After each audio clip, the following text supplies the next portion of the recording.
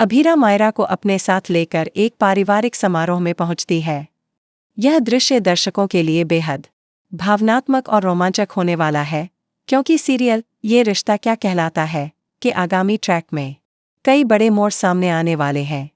समारोह में पहुंचने के बाद अभीरा और मायरा के बीच दोस्ती की एक नई शुरुआत होती है।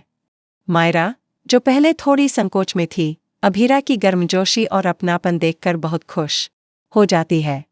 उसकी आंखों में एक नई चमक दिखाई देती है, मानो उसे अपने जीवन में एक सच्ची दोस्त मिल गई हो। लेकिन इस मुस्कान के पीछे एक गहरा राज छुपा होता है।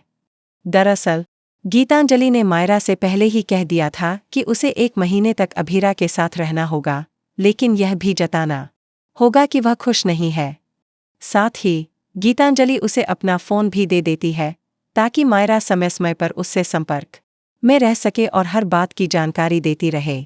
मायरा अंदर ही अंदर उलझन में होती है। एक ओर वह सच में अभीरा को पसंद करने लगी है और दूसरी ओर उसे गीतांजलि से किया गया वादा निभाना है। इसी दौरान कहानी में एक और बड़ा मोड़ आता है। कृष, जो पहले चुप था, अचानक संजय पर बहुत गुस्सा हो जाता है और उसे ऐसे शब्द कह देता है कि संजय गहरे आहत होकर घर छोड़ देता है। जब अरमान को इस बात का पता चलता है, तो वह उदयपुर लौटने का फैसला करता है और संजय को ढूंढने निकल पड़ता है।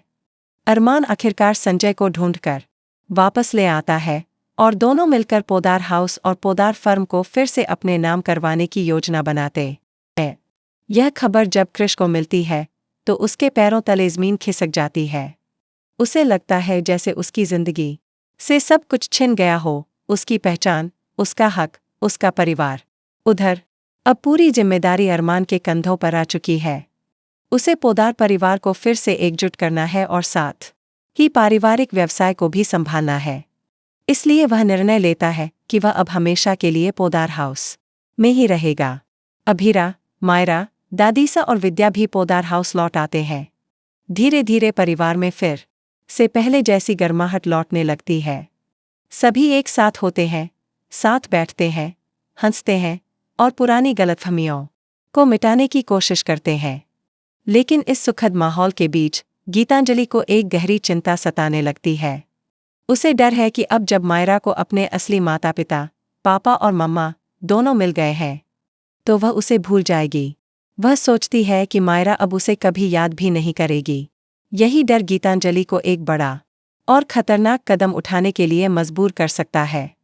क्या वह मायरा को वापस पाने की कोशिश करेगी या कोई नई चाल चलेगी? आने वाले एपिसोड्स में यह देखना दिलचस्प होगा कि अब कहानी किस दिशा में मोड़ लेती है। क्या रिश्ते और मजबूत होंगे या फिर एक बार फिर टूटने की कगार पर आ जाएंगे?